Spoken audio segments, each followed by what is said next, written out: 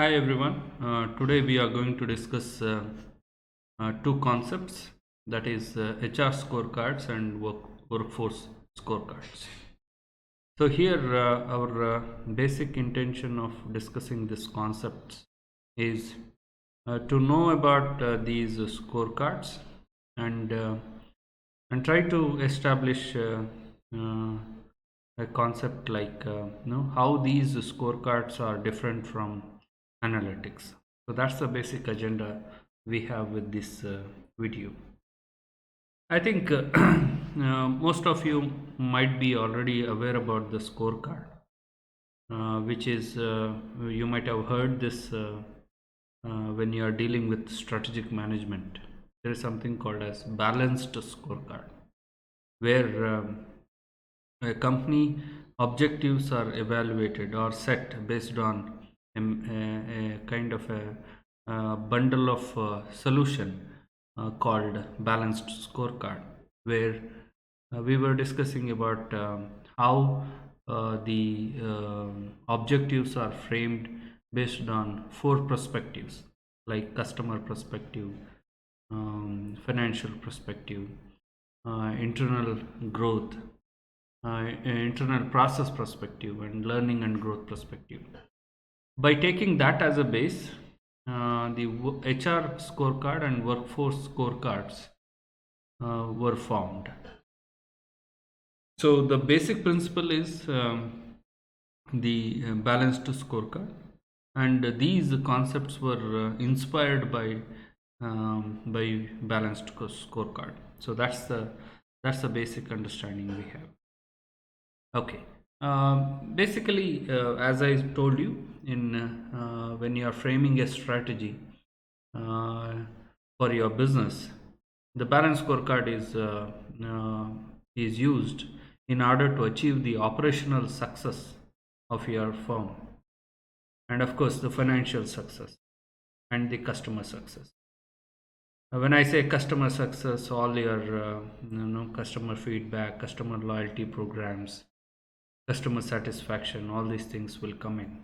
Whereas financial success, mainly it how your ROI is making sounds for your company, and what is your share price in the stock market, and what is the dividend that you have given to your investors. They're all part of your financial success. Whereas and how much working capital that you are having, and what is the wealthiness of your company, they're all financial success. Whereas operational, how strong is your internal process to handle the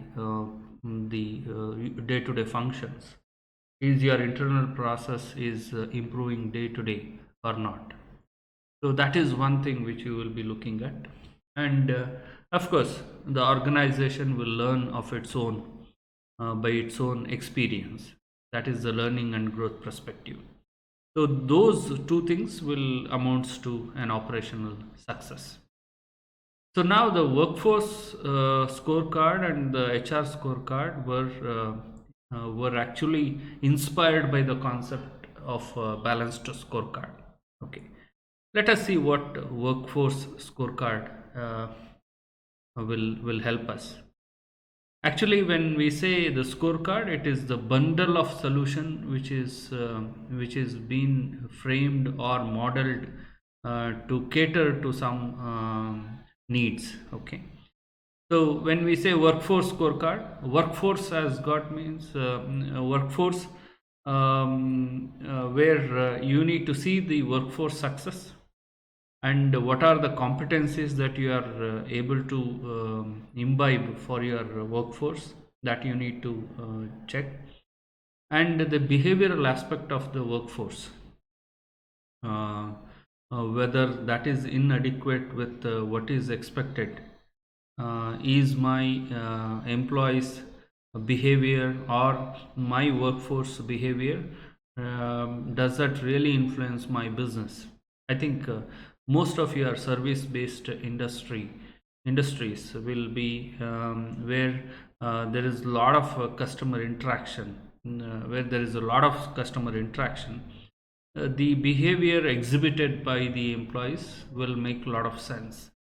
So there you need to look at some data which can say, okay, the behavior is adequate or not adequate, need improvement.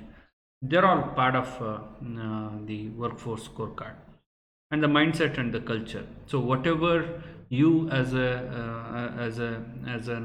work floor manager or somebody who is managing the workforce, seeking some of these information, and then frame a bundle of solution which can cater to the needs of your workforce.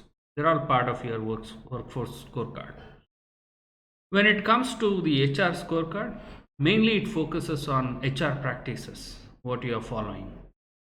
Okay, practices involves your recruitment process, or your training process, or your appraisal system. So all these things, the practices which you onboarding process, they're all part of your HR scorecard. Anything which you gather data and do analysis, and then anything which you frame based on the practices, they're all HR practices, they're all part of HR scorecard. Similarly, the HR systems, a very much talked subject in the recent times. You have HPWS is one HR system which is there, your appraisal system, and no, the virtual workforce management system is also existing. So that those things will be taken under HR scorecard. And of course HR staff competencies, like the number of days required to hire a particular job profile is a reflection of HR staff competency. So to make the training effective, to meet the no training gap, to achieve the training gap, is a part of HR staff competency. They're all part of HR scorecard. Now, let us look at each one in detail. Workforce scorecard has to understand the business from the outside or the customer perspective. So, that is one thing which you will be looking at. Constantly thinking about the business, what customers are thinking, and gathering market data. The main agenda with the workforce scorecard is not to do the day-to-day tasks, but those day-to-day tasks in link with what the customer is in need. Understand the expected capability and adding new ones so that can have competitive advantage. So, and the skill and competencies of the workforce, and most of these workforces, we should make them accountable for what the behavior that they are exhibiting in the workplace. Okay, and the rewards, they're all part of the workforce scorecard. In summary, you will be working on these aspects. One is the mindset and the culture. The second one is competencies, that is the ability to do the expected job inside in the company, and the leadership and the workforce behavior aspect.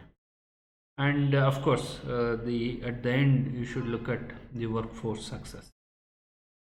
If you look at the HR scorecard helps to tie HR measures to a compelling business concept, and in principle can articulate the link between HR measures and the strategic or financial outcome.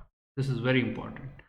Whatever the HR is doing, its activity in terms of its practice or in terms of its day-to-day work, all these things, how in principle they are in align with the business outcome or the strategic plan which the company is having. So that is the biggest challenge, or that is the biggest aspect which is involved in HR scorecard. HR need to communicate workforce philosophy and the business strategy, and develop performance standards so that the entire company is in align with what the company has set for its strategy. Help managers to take workforce decision.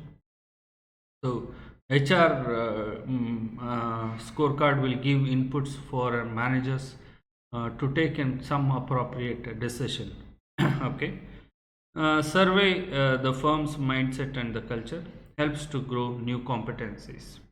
That is, the environment is dynamic and it throws up a lot of challenge. And internally, our workforce should be able to address these challenges which is there in the environment. So for that, you need your workforce to develop new competencies. So that is what it is required. Now, the last discussion for this is how these scorecards are different from HR analytics. Okay. As I said already, scorecards are the package or the bundle of solution for a particular, not a problem, for a particular need. Okay. So this is an analytical solution which is derived basically by keeping in the mind of what is the firm's business, what is its strategy, and the scorecards always link these solutions to what is being required for a firm to achieve their strategic goals. Okay. HR analytics is more of a performance monitoring or an improvement system on HR drivers. For example, the HR driver is in hiring a freshers for this time. That is, as a part of recruitment process, is an HR driver. So, how this HR driver is performing, that part is actually an analytics part. Whereas a scorecard is more of performance management system. So how far you have reached, what are your plans, and if you are skipped, then what will happen. Okay, the importance of your act was displayed in the scorecard. Okay, so that is the difference between the scorecard and HR analytics. So hope you find this video more informative. Thank you.